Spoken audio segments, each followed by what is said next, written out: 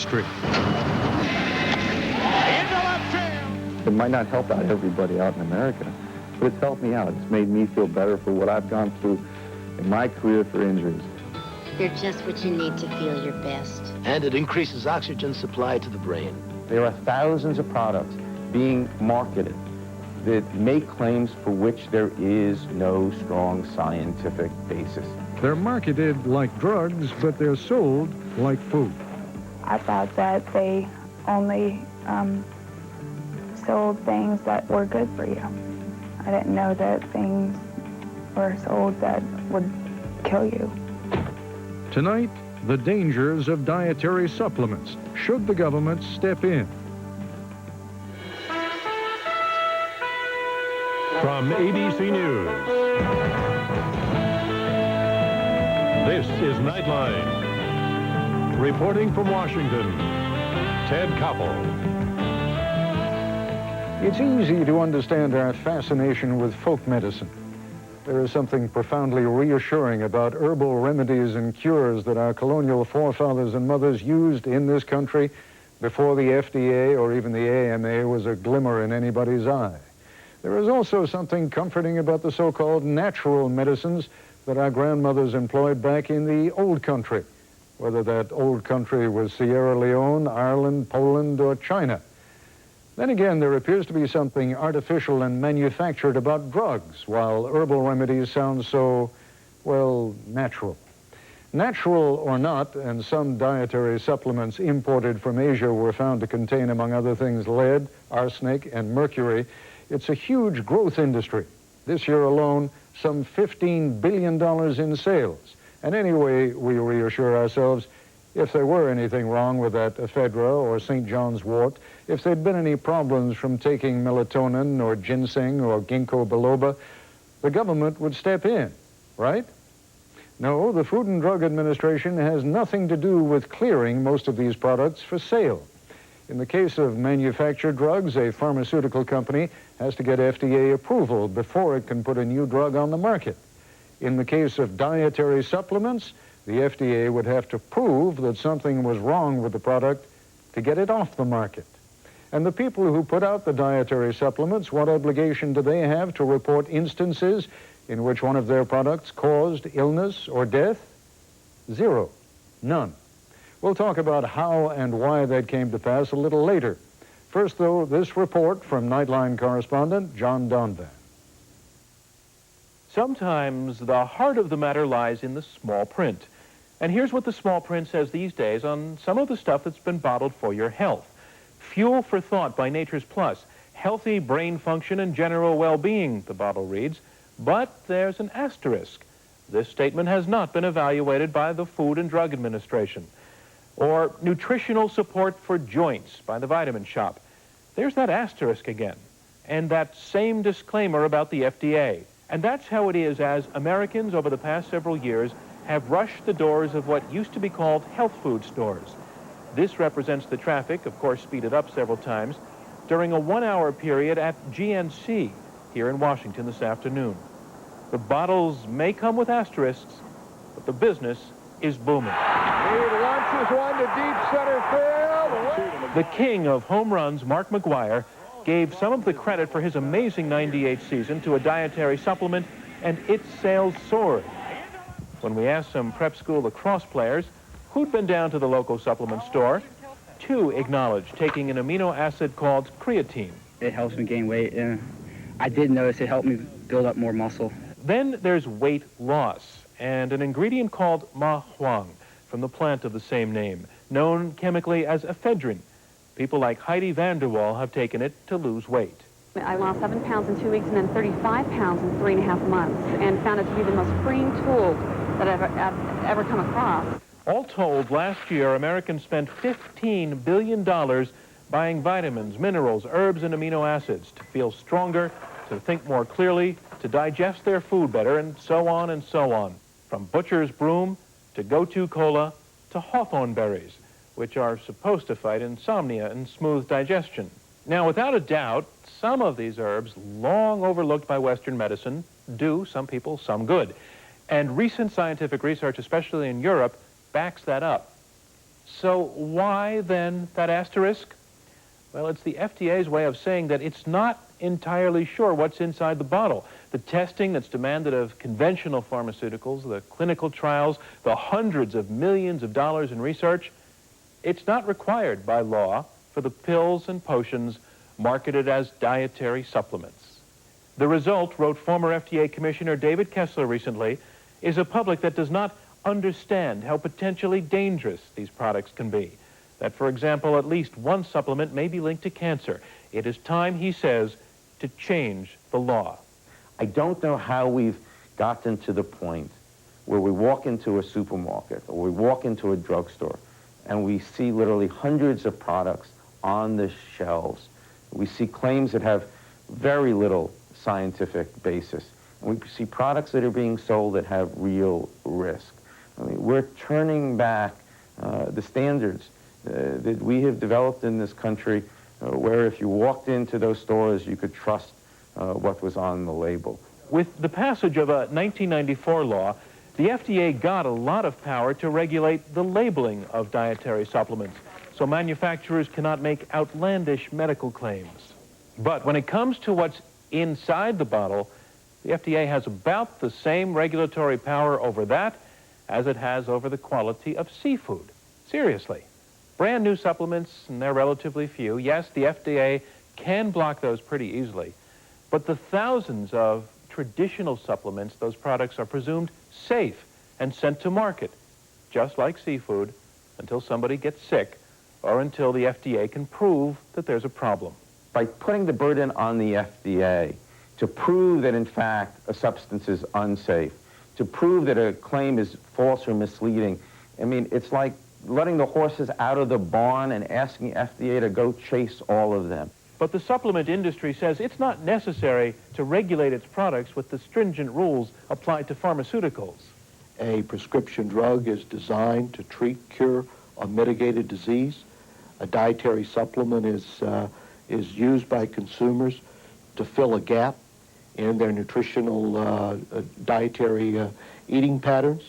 A dietary supplement is used to help to reduce the risk of certain diseases. But then there's mahuang, or ephedra, an ingredient in the supplement that Heidi Vanderwall used to lose 35 pounds. We want to mention at this point that an ephedra trade group lobbied us repeatedly to include Vanderwall in this program once the group learned that we were planning to speak with this woman, Sarah Ingham, 24 years old, who suffered a stroke in April and walks with a limp. She was engaged to be married and wanted to lose weight and started taking a product with ephedra in it. I got it at a general nutrition center, and I thought that they only sold things that were good for you. I didn't know that things were sold that would kill you. Michael Hofstetter is Ingham's doctor. You see advertisements on TV and radio. It's just endless hawking these products. This is a multi-billion-dollar, very profitable industry for these supplements, and people don't realize they're actually drugs. Is it proven that ephedra caused Ingham's stroke? No. But Dr. Raymond Woosley, a leading pharmacologist, sees plenty of red flags for ephedra nationally. In the last year, I and 7 other people independently looked at 140 of the over 800 cases that have been sent to the FDA, and everyone agreed that the strokes, the heart attacks, the deaths that were in those cases were most likely the result of this drug. Clearly, the supplement industry is on the defensive about the ephedra scare, in light of the fact that so many people use it without apparent harm. And again, if you go to the fine print, responsible ephedra makers always spell out that it's not for everybody. We believe that if you use it appropriately according to the standard national warning label, that the product is safe for the general public. While a lot of this debate focuses on whether the law is good enough, another argument holds that the real problem is funding. That even with, let us say, its limited seafood power to regulate supplements, the FDA could still enforce a pretty decent standard of safety in the supplements market, but that will take staff and money, and that is another story. I'm John Donvan for Nightline in Washington. In a moment, a leading critic of the dietary supplement industry and one of its leading lobbyists. This is ABC News Nightline, brought to you by IBM.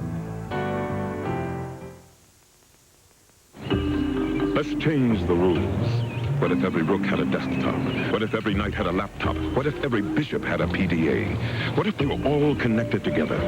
What if there were 15 queens? What if one game acquired other games? New players, new rules. What if it was all happening in real time? In this game, the most powerful move the king can make is to get the right software.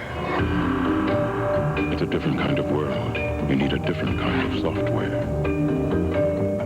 Imagine combining the stain-fighting power of Efferdent and freshening power of Listerine. You'd get Efferdent Plus. It's extra fresh, and nothing gets your dentures cleaner. Efferdent Clean, Listerine Fresh. That's Efferdent Plus. Airfare, $1,900. Motorbike, $800. Crossing number 6 off your life's to-do list, priceless. There are some things money can't buy. For everything else, there's MasterCard. Thursday, a punk outsider who needed to be different. Killed by this high school jock who crushed him under his car but will never go to jail for it. 2020 Downtown, Thursday. Thursday on Martha Stewart Living. We're always looking for a really delicious cookie. And this one, well, this fits the bill. Martha bakes chewy orange almond cookies. Then craft editor Hannah Millman shows you how to create colorful fabric patterns using leaves. Just gorgeous. You should really try this. It really is fun. Plus, plantsman Ken Twombly shares helpful tips for keeping deer away from your garden. Learn something new. Thursday on Martha Stewart Living.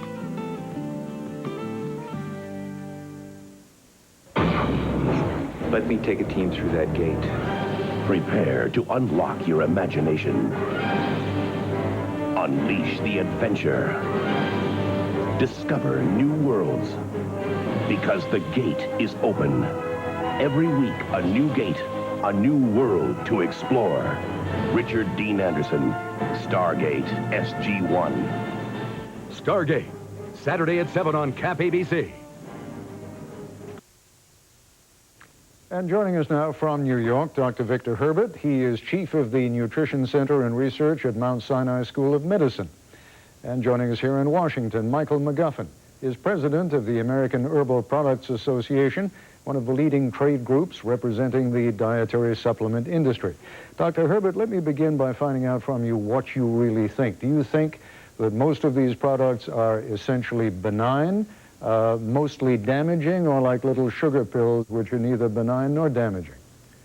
I think some of them are mildly helpful, many of them are seriously harmful, and most of them are just a waste of your money. Talk about, just for a moment, about the ones that you think are seriously harmful. When you say seriously, what do you mean? Death, maiming, things like ephedra, which was mentioned earlier in the program. Ma Huang is ephedra. It's basically adrenaline, and it's like taking pills of adrenaline. Do you have evidence that indeed people have died as a direct consequence of taking ephedra? Oh, yes, and the FDA has evidence on a number of cases. So why haven't they stopped it? The FDA is forbidden to protect the public against any product the seller labels a supplement. Senator Hatch, who's the supplement industry's man in Congress, got through Congress the Hatch Act in '94, called Dietary Supplement Health Education Act, and the New York Times properly characterized it in an editorial as the Snake Oil Supplement Act. All right, let's get Mr. McGuffin in here, because I think he's probably got a lot to say in his own behalf, and really more to the point, Sure. in his industry's behalf. Yeah, these products are actually quite well regulated. We need to understand a little... That's contrary to fact. All right, hold on, Dr. Herbert. Let's let Mr. McGuffin talk for a moment. We do need to understand a little of how this regulation came to be.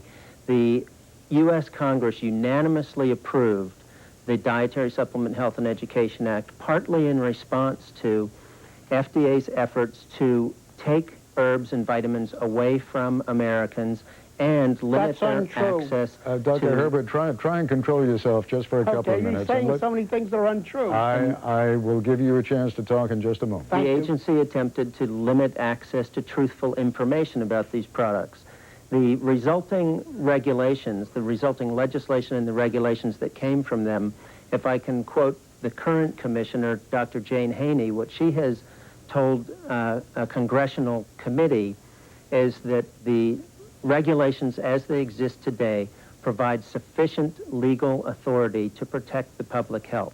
Let me just have you address directly something Dr. Herbert said about ephedrine. Yeah. Do you accept the notion that some people have died as a direct consequence of taking ephedrine? No, I don't. I do, however, recognize that ephedra is an herb that needs to be treated with respect, and that's why the dietary supplement industry established meaningful self-regulations that limit the dosage, that require specific labeling cautions on all ephedra products. We've shared those ideas with FDA and requested that they adopt a similar regulatory control. When you say effective self-regulation, the fact of the matter is the law does not require you, even if there were a death or more than one death as a direct consequence of taking one of these products. The law does not require you to inform the FDA, does it? The law does require us to fully inform consumers of all material information. Would you try and answer my question directly? The law does not require you to inform the FDA, does it? The law, I believe you're accurate, does not require, but it would be just unbelievable if a manufacturer had any evidence that its product had, in fact, produced a serious adverse event, to think that they would not. Well, I mean, we already have a disagreement of fact between you and Dr. Herbert, and I want to go back to Dr. Herbert for a moment now. You said with some certainty just a few moments ago that indeed more than one person had died from the use of ephedra, and I asked you at that time, do you know that to be the case? Do you have evidence to support that? You said yes. What evidence? There are a number of dead people whose cases have been reported to the state of Texas and to the FDA, and you can get them from the records of the Texas Health Department and from the records of the FDA. There are dead people in every state at all times. I'm not talking about from ephedra. And what, there is a coroner's report saying they died from ephedra? No, the coroner's report says they died from heart damage. No causal relationship has ever been shown. That is a lie. In any instance. That is a lie. It simply has not. That is a lie. Well, there are two cases right now that I know of people who are suing the sellers of their ephedra caffeine products for severe heart damage brought about by taking those products. All right, we're going to have to take a break. Let me just point out that simply because they're suing, they haven't won their suit yet, have they? They haven't won I know it of yet. two suits that have been won. I'm talking now about two suits which are currently in court. Okay, let's take a short break and we'll be back with our guests in a moment.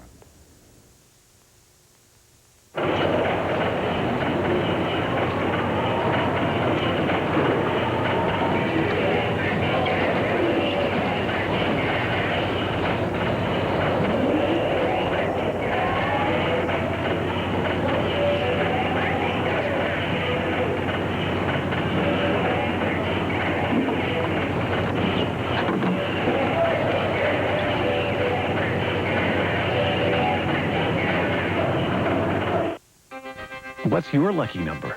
It could be 72.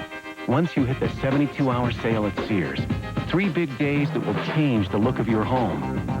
You can really clean up on all big brand name appliances with an extra 10% cash back. Like this Kenmore washer, you'll save way more than just pocket change. If it bubbles, boils, or chills, we've got your number.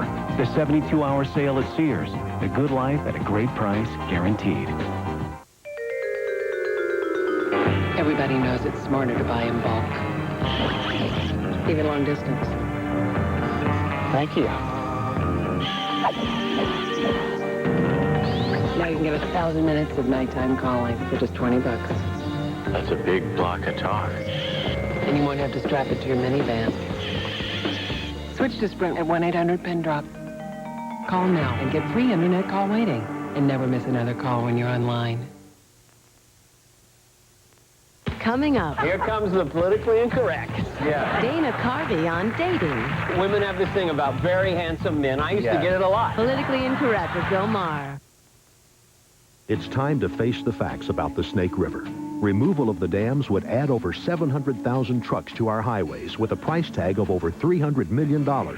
Breach the dams and say goodbye to clean, affordable energy. Plan on adding more to your electric bill each month.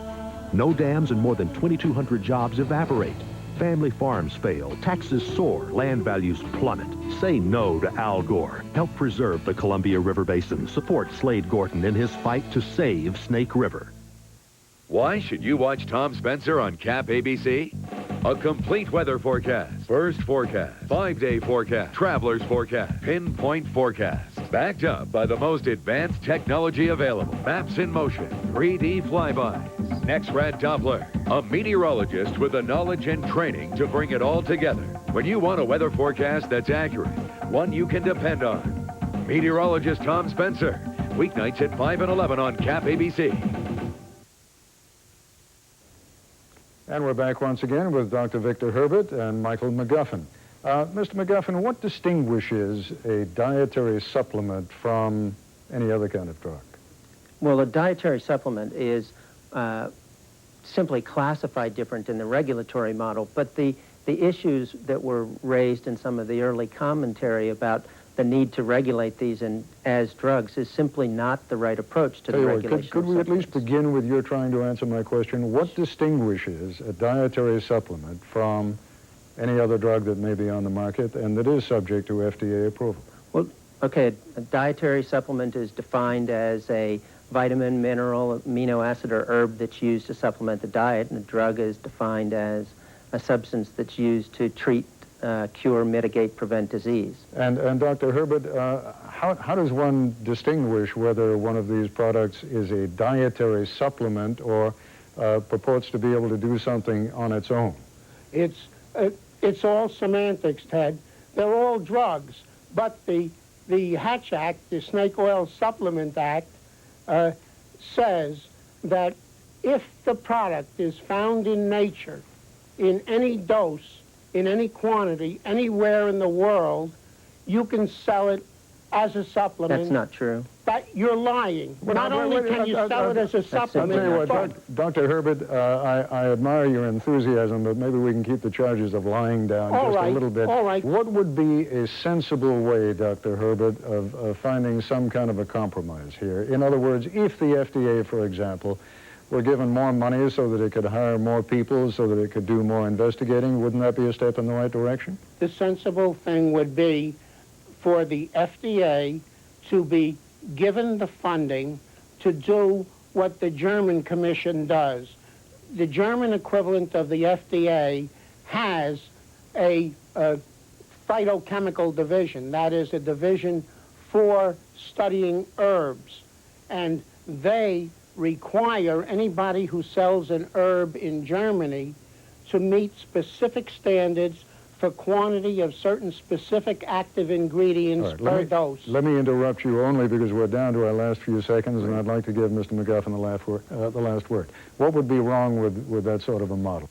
Well, we've adopted elements of that model. We've certainly adopted some of the findings of the Commission-E that Dr. Herbert's referring to, but I don't believe that the regulations in our country already work well to protect consumer health and to protect consumer access, and that's what they were designed to do. Dr. Herbert, we've got about 20 seconds left, and you've got the last word now. Go ahead. We had a little more than I thought. The bottom line, St. John's wort causes people with AIDS to die of their AIDS because it knocks out the efficacy of the protease inhibitors that help them. I thought everybody died of AIDS, eventually. No.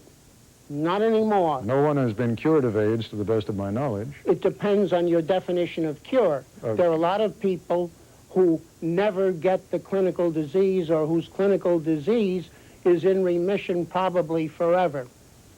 But the point is that St. John's wort prevents the protease inhibitors from inhibiting the growth of the AIDS virus.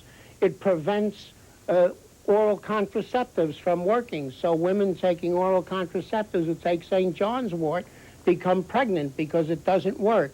It prevents other drugs like digitalis from working properly. What Dr. Herbert's and not only referring that, to.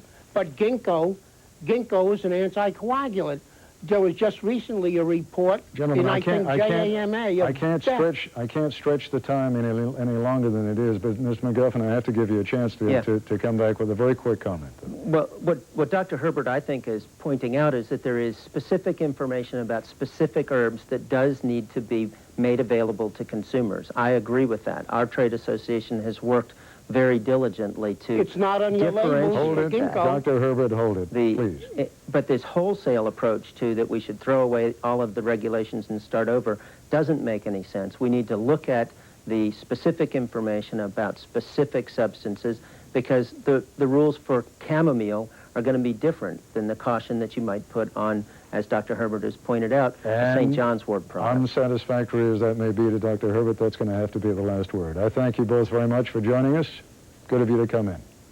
If you have questions for Michael McGuffin, you can chat with him online at abcnews.com tomorrow at 5 p.m. Eastern Time. And I'll be back in a moment.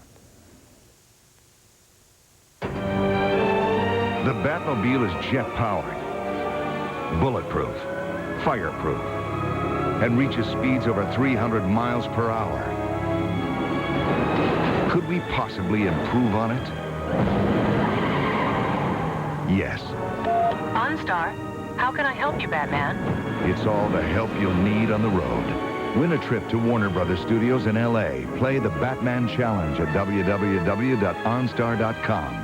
This week at IBM.com, we're talking about the IBM Web Starter Kit. For $499, IBM will design and build your website, register your domain name, and give you 6 months hosting. So in no time, you can have a professionally designed website about anything you want.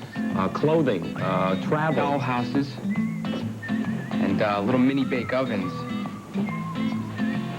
Little jewelry kit, you know, with little beads, and you can make what? You never played with those?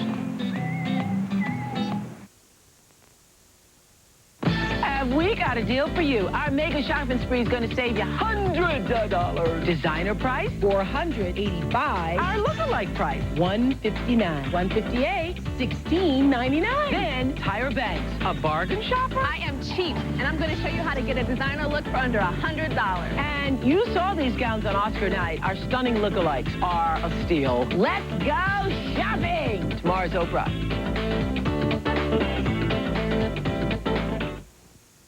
We asked you what's the most important part of a local newscast, and you told us. What's the weather going to be like? Will it rain today? How cold will it be? Are we going to have thunderstorms? Is the sun ever going to shine? No days. All right. Because local weather is so important to you, we give you the forecast first at the beginning of every local newscast. KAPP ABC, where the forecast comes first.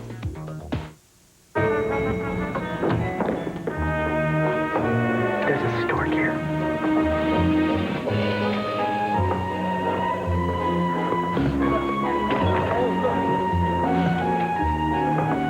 It's my turn. Get out of here.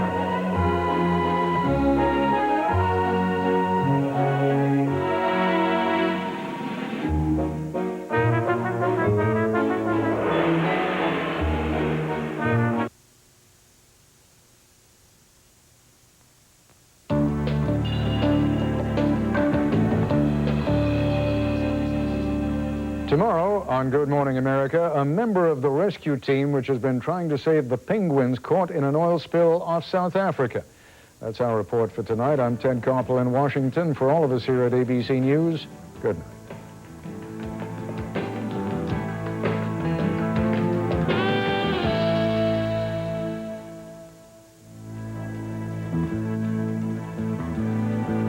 This has been a presentation of ABC News. More Americans get their news from ABC News than from any other source. Tomorrow, it's a children's book sensation, but there are critics. While the Harry Potter series may be the most debated books on your child's shelf, watch ABC's World News Tonight with Peter Jennings. The hole-in-one. Tiger Woods defends his title Saturday at the Advil Western Open. KAPP TV compiles a quarterly report on our programming efforts to serve the educational and informational needs of children in the Channel 35 viewing area. These reports are part of our public inspection file, which is open to public view during regular business hours. To view those reports or contribute your comments to them, contact our Vice President and General Manager, Darryl Blue, at KAPP TV, 1610 South 24th Avenue, Yakima, Washington, 98902. The Yakima Convention Center, Yakima's meeting place. The Yakima Center strengthens community pride and quality of life by providing economic vitality as well as many of our area's big events. We support healthcare, education, and those less fortunate by being the site for community fundraising events. The Yakima Center has partnered with the Downtown Area Redevelopment Committee and now provide a community Christmas tree, and the Advisory Committee has implemented a program for zero tolerance on graffiti. Your Yakima Convention Center, proud to be Yakima's meeting place. You're looking at soldiers and their families. Citizen soldiers, members of the Army National Guard. They train 1 weekend a month and 2 weeks a year while living at home, building civilian experience, pursuing higher education. They serve our country and community in times of need. Join them. Call 1-800-GO-GUARD. Discover the part-time job with full-time pride. In the Army National Guard, you can. For local news, log on to KAPPTV.com.